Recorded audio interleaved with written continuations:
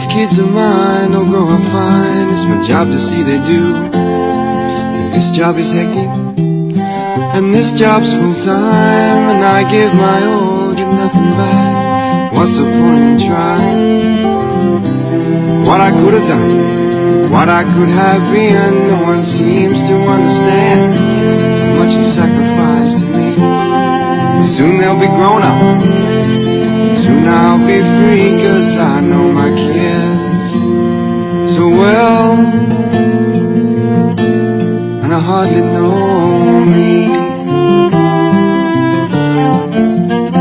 So I made up my mind to lose these old blues. You're never too old to be starting new, and I'm scared of the warmth I'm leaving behind.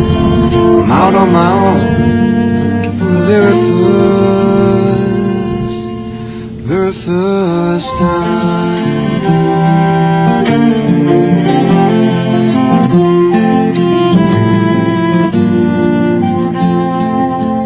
'Cause you never understood, now you won't understand why I had to pack my bags and make my own stand. Still, you know I love my children, and I've done them right. And after all these years, it's time for me to find my life.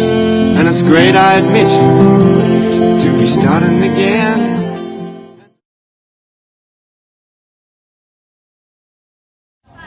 What is your personal view about depression? Depression. I think depression is nang more siya bla sa there's some void bla inside bla sa human bla na heart, and if hindi siya ma-meet and hindi siya bla makita sa sa sina na circumstance, then naman siya ma-fall out siya bla dayon bla na ma-depress siya and ma-feeding siya bla self-pity siya kagalingon. Well, sa akon side, for example, kung ako ma-depress, usually kakatabo mo na na hindi ko ma-achieve lang goals na gusto ko i-achieve. So, bottom line daw muna, nang there is some sort of an emptiness na wala siya gakamit. And that's why mo nagka-depress ng tao. One thing that you can advise to those who suffer depression? One thing ma-advise, I think siguro be contented in whatever blanara simo suwon or kung ano ang ginhatag simo. Well, ang life is full of unpredictable gidyabla naman circumstances. So just know that hindi tanan-tanan naging plano nimo nang gid batuman. So ang aton nang pwede makontrol hindi yung circumstances, but makontrol natin ang attitude natin towards the circumstances. So whatever circumstances na matabo, though wala magid sa imo plano, wala magid siya binatuman, at the end, just be contented kung ano lang ma-achieve nimo. Thank you. What is your personal view about depression? Depression is, I think, a very serious medical condition in which person feels very sad or feel unimportant and feel normal in the way he or she lives in today's society. One thing you can advise to the person who suffer depression? If there's one thing that I could advise to a person who's suffering or is having a depression, all I could say is for you to have a person to talk about it, for you to share your problems and talk your heart out. That's all. What is your personal view about depression and one thing you can advise? Okay. So actually depression is scary, especially sa ating generation subong. Depression could cause very sad, traumatic mga events sa ating life, and actually it's sad na ang generation natin subong is duka easy na lang mag-give up when they're depressed, dokadasig na lang mag-let go when they're having a hard time. But one thing I can say, if you are depressed, very practical. I want you to kadto ka sa McDo, and then bakal kaduwa ka hamburger. Ang isa ka hamburger, kadto ka sa lagun, tapos mangita ka sa isa ka tao nga kilanlan sa hamburger o ginagutom. Because love cures both ways. Ang tao nga ma-receive sang imo nga pagpalanggan, at the same time ang tao nga gahatag sa pagpalanggan. So I think that's the main thing I can say or I can advise sa mga tao nga depressed. So go out there and share some love. Thank you. What is your personal view about depression? Okay, my personal view of depression nowadays is very shallow. Young or teenagers get depressed for very shallow reasons. But I really pity them right now. And one thing that I can advise is that you turn to God, kid. Turn to God, confess, and tell Him everything that you're going through. And another thing is find someone, a mentor or someone nga mas magulang sa imo, whom you know nga someone who knows God, someone who is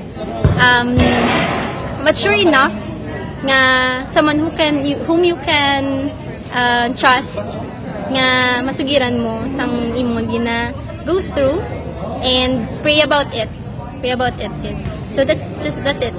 Pray to God, go to God, and find a mentor or find a discipler or find someone who's mature enough to guide you and go through sa mga gina-go through. That's it. What is your personal view about depression? Okay, so in this generation, we are silent generation, good. So subong, we cannot tell if the person feel depressed, if the person gakasakitan within inside, and then subong, we need someone to talk to. So my advice for those who are depressed, just stop one person and then just let your emotions speak out, and that's all. Depression for me is a complex issue. It's not that simple. And sometimes kinanglan mo gid na ma-trace ang roots ng depression mo. And sometimes it's not just emotional. Sometimes it's hormonal, sometimes it's really physical. Pero personally, I think ang root, one of the deepest roots kids depression is spiritual and psychological. So that should be addressed. Pero sometimes depende sa levels ng tao na hindi ko matulog. Depende sa levels ng depression ng tao. If the person really needs help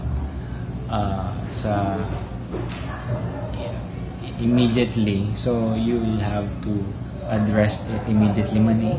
You'll have to address it. For example, may ara ka mga intervention medyo more immediate.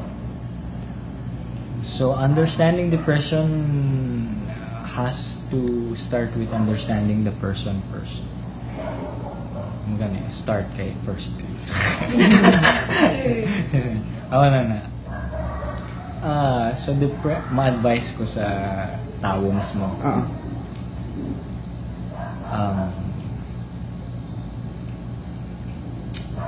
Ma-advise ko sa tao mismo who is undergoing depression.